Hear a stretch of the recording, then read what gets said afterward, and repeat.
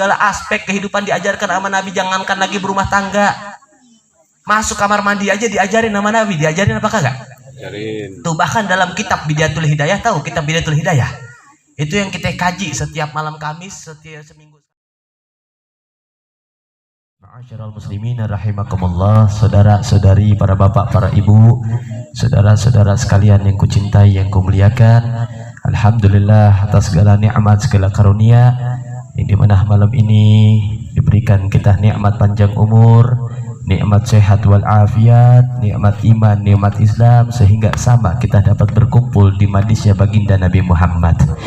Karena berapa banyak saudara-saudara kita yang mungkin di luar sana Allah berikan nikmat iman, Allah berikan nikmat Islam, akan tetapi tidak Allah berikan nikmat sehat wal afiat, sehingga tidak bisa ikut hadir berkumpul bersama dengan kita. Berapa banyak pula saudara kita yang mungkin Allah berikan nikmat panjang umur, Allah berikan nikmat sehat wal afiat, akan tetapi tidak Allah berikan nikmat duduk berselawat mendengarkan sejarah singkat daripada kehidupan baginda Nabi Muhammad. Yang tak lain tak bukan tentunya harapan kita dengan pembacaan maulid, majlis yang senantiasa kita adakan secara istiqamah malam Sabtu, hanya untuk mengenalkan diri kita kepada baginda Nabi Muhammad. Biar kita kenal, biar kita cinta. Karena harapan kita duduk ini malam hadir di ini tempat tak lain tak bukan kita mengharapkan ridho, mengharapkan cinta dari Allah Subhanahu wa taala. Sehingga sering kali saya katakan ketika datang seseorang kepada Al-Habib Ali bin Muhammad bin Husain Al-Rasyid, pengarang kitab Maulid Simtul Durar, ini orang datang bilang sama Habib Ali, "Wahai Habib, doakan saya." Doakan untuk apa, kata Habib Ali? Doakan saya agar Allah cinta sama saya. Ini Habib Ali bingung. Biasanya orang kalau datang biasanya nih kita ketemu sama orang soleh, orang hebat, wali Allah. Kira-kira nih kalau kita minta doa, kira-kira apa yang kita minta doanya? Ya sebagaimana umumnya orang mikirnya, Beb doain biar banyak uang, Beb doain biar dapat kerja, Beb doain biar cepet nikah, Beb doain biar punya rumah gede, biar punya mobil. Oh, berbagai macam untuk urusan duniawinya. Bener kagak kira-kira? Ini Habib Ali juga biasanya begitu. Ente kok tumben minta doanya biar Allah cinta sama ente, nggak kayak yang lain. Biasanya orang kalau datang minta doa, doainlah ini biar tanah cepat laku, doainlah ini biar warisan cepat keluar, doain urusan duniawi. Tapi kenapa ente minta doain supaya Allah cinta sama ente, kata Habib Ali.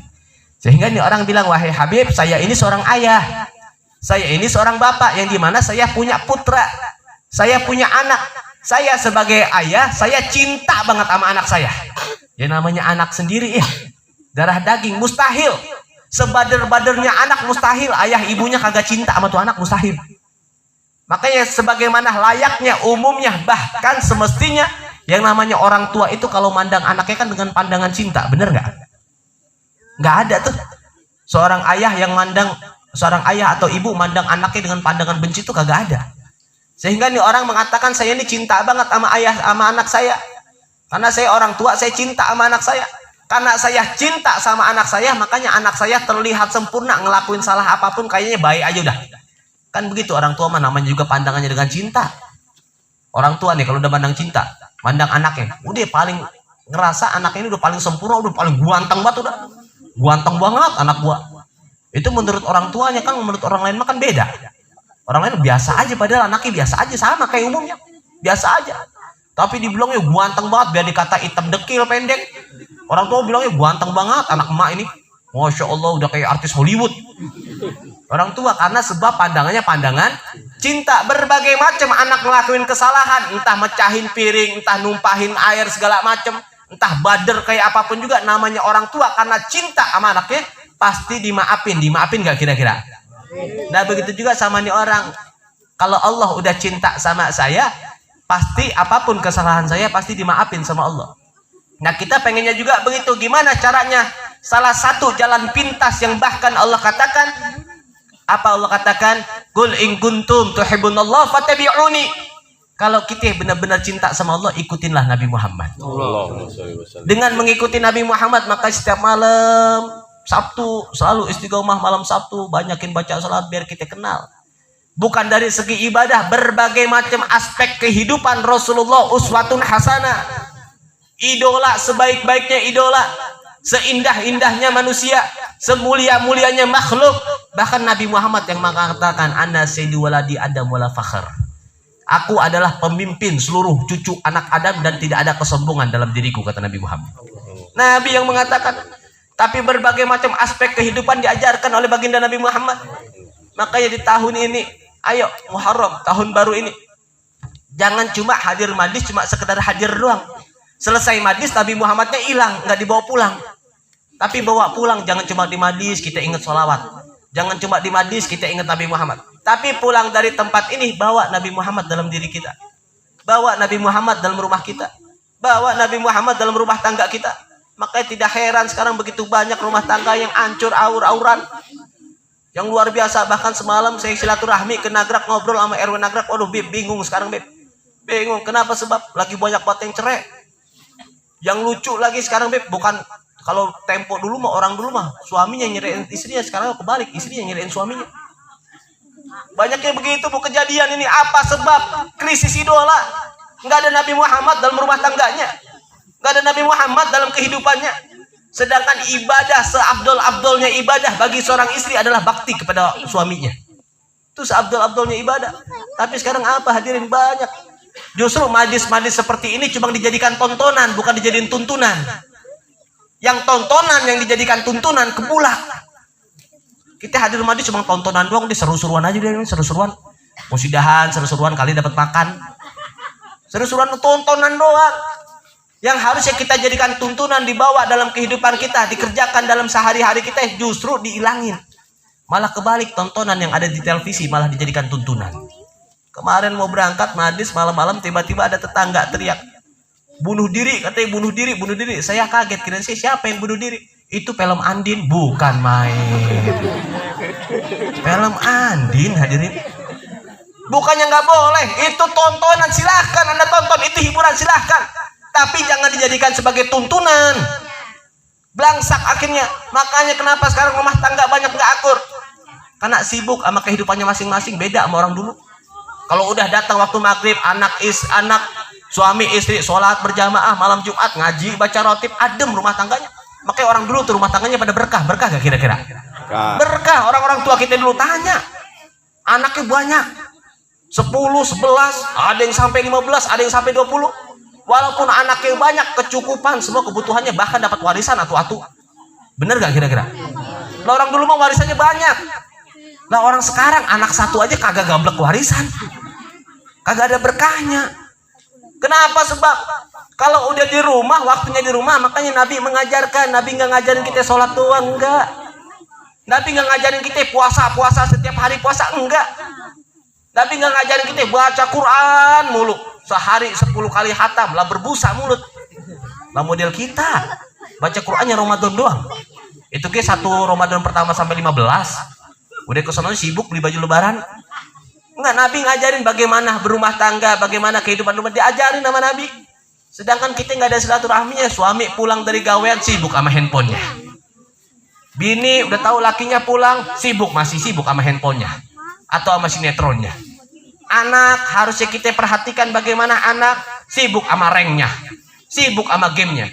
Ini yang akhirnya kagak ada Nabi Muhammad dalam rumah tangganya, sehingga tuh rumah tangga kagak adem. Segala aspek kehidupan diajarkan sama Nabi, jangankan lagi berumah tangga. Masuk kamar mandi aja diajarin sama Nabi. Diajarin apa kagak? Ajarin. Tuh bahkan dalam kitab Bidayatul Hidayah, tahu kitab Bidayatul Hidayah? Itu yang kita kaji setiap malam Kamis, setiap seminggu sekali, setiap malam Kamis kita ada pengajiannya.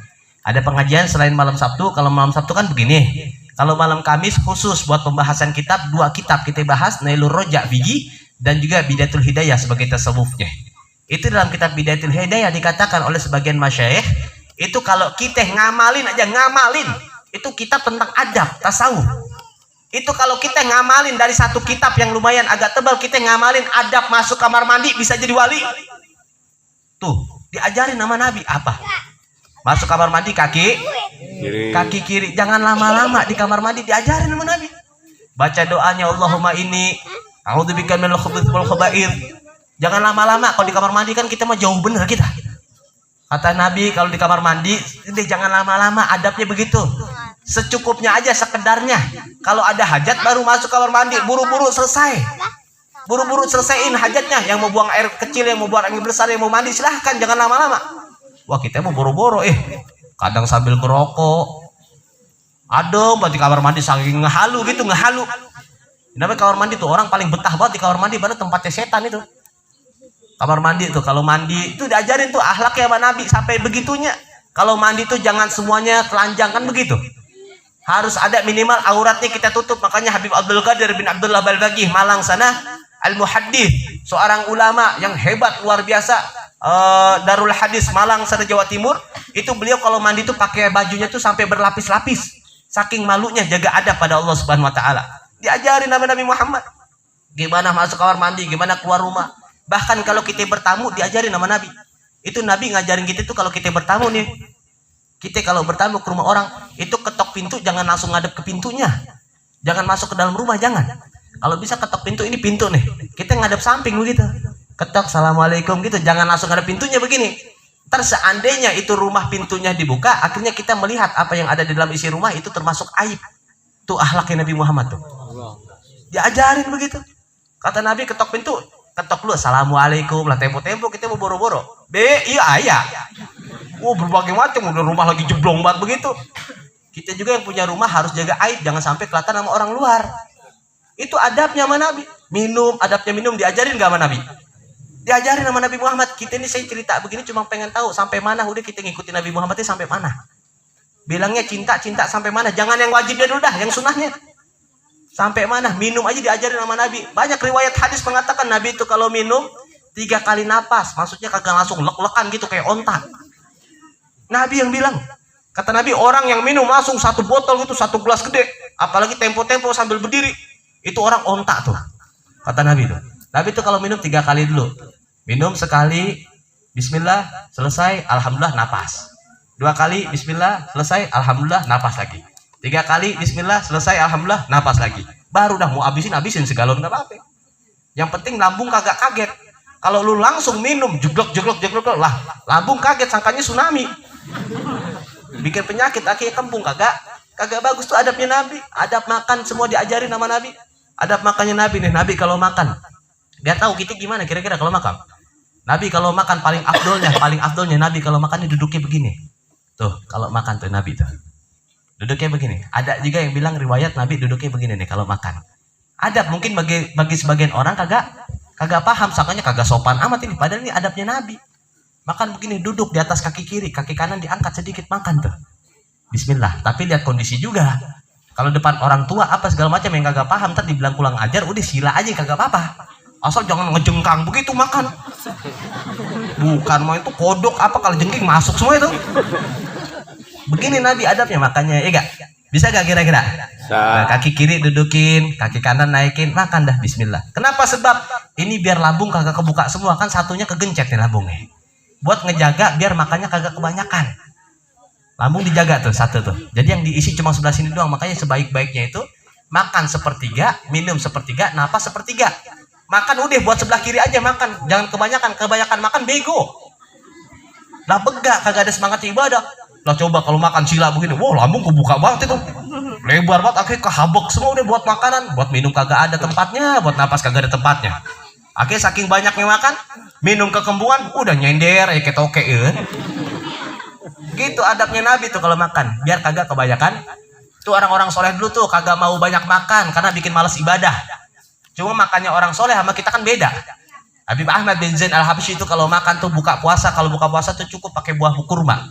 Buah kurma makannya banyak, buka puasa makan kurma banyak. Tapi abis makan tuh kurma, tahu nggak buah kurma ini orang Ciang sana? Tahu kagak kurma? Tahu insya Allah ya. Kalau Ramadan siang kayak kecoa tuh kita lihat tuh, kecoa kayak kurma tuh. Itu Habib Ahmad bin Zain al-Habsyi kalau habis makan kurma tuh bijinya dikumpulin. Bijinya dikumpulin, selesai nanti dihitung tuh habis berapa butir. Habis 10 butir misalnya, 1 butir bayar pakai 2 rakaat sholat. Tuh Habib Ahmad bin Zain al-Habsyi. Begitu. Makan sebanyak-banyaknya tapi 1 butir bayar pakai 2 rakaat sholat. Lah kita mau boro-boro. Kalau buka puasa Ramadan pagi dihabek udah. Karena paling penting urusan perut, berbagai macam penyakit sumbernya ada di perut. Berbagai macam permasalahan, sakit tipes, sakit apa berbagai macam sumbernya ada di perut. Karena kita suka seenaknya begitu adabnya Nabi. Biar kegencet sedikit. Jangan tempo-tempo udah begini lu balik lagi begini pindah. Kenapa begini? Sebelah kanan belum beb, masih kosong. Itu adabnya Nabi, akhlak Nabi Muhammad. Kudu kita ikutin sedikit-dikit sama orang tua. Iya. Kita ini jangan, apalagi tempo-tempo ini anak muda zaman sekarang, masya Allah, mentang-mentang tahun baru hijriah, dikit-dikit hijrah. Sukanya nyeramahin orang, kagak boleh. Nyeramahin orang, lihat orang yang masih kagak hadir majlis, yang kagak sholat, udah neraka. Lah emang neraka punya bapak lu? Bukan begitu ajaran Nabi Muhammad, enggak begitu, enggak. Jangan hadirin, jangan. Bahkan seseorang datang ke Syekh Muhammad Asy'arani, datang, dia katakan, ini orang pemuda baru hijrah ceritanya nih, baru mulai sholat. Datang ke Syekh Muhammad Asy'arani nih, wahai Syekh, gimana tuh kita bom aja tempat maksiat tuh, kita perangin orang-orang yang ada di diskotik, yang pada clubbing, yang pada dugem, yang pada ajib-ajib. Mau ngapain diperangin? Ya kita perangin tuh tempat maksiat itu, Syekh. Terus gimana? Ya kita bunuh-bunuhin aja. Jadi nanti kalau mati gimana? Biarin mati, masuk ke dalam neraka. Oh, ente mau? Mereka umat Nabi Muhammad yang dalam keadaan maksiat masuk dalam neraka? Nggak apa-apa, habis tukang maksiat. Apa kata Syekh Muhammad Asy'arani? Berarti apa bedanya ente sama setan? Ente kerja sama setan, sekongkol. Masukin orang dalam neraka, nggak boleh. Nabi Muhammad nggak ngajarin kita begitu, nggak. Nabi Muhammad kumpul sama sahabatnya lewat jenazah Yahudi, hadirin. Orang non-muslim, bukan orang Islam. Yahudi lewat depan Nabi, nangis Nabi. Nabi nangis, apa kata sahabat, ya Rasulullah, ini Yahudi, ini bukan Islam, ngapain ditangisin? Apa kata Nabi Muhammad? Karena aku telah gagal menyelamatkan satu jiwa dari tanganku sehingga dia masuk ke dalam neraka. Shallu ala Muhammad. Ya, anaknya Nabi mengajak, bahkan guru-guru kami nih, Habib Ali Al-Jufri, guru seniornya Sayyidina Habib Umar bin Wahab bin Habib, beliau mengatakan apa? Ketika seseorang bertanya, di antara kami, guru-guru kami mengatakan, kalau kamu bagaimana? Kita bertanya nih, kita nanya, wahai Habib, wahai guru, gimana nih kira-kira kalau kita dakwah sama orang yang tukang maksiat, orang lagi pada mabuk misalnya, orang lagi pada judi misalnya, gimana cara kita dakwahnya? Apa kata kami punya guru? Ente datang, ente lewat sebagaimana biasanya, lewat aja. Sampaikan salam, kasih senyum sama mereka. Tuh dakwah yang bagus yang diajarin oleh baginda Nabi Muhammad. Allah. Begitu. Benci kemaksiatannya, jangan benci orangnya.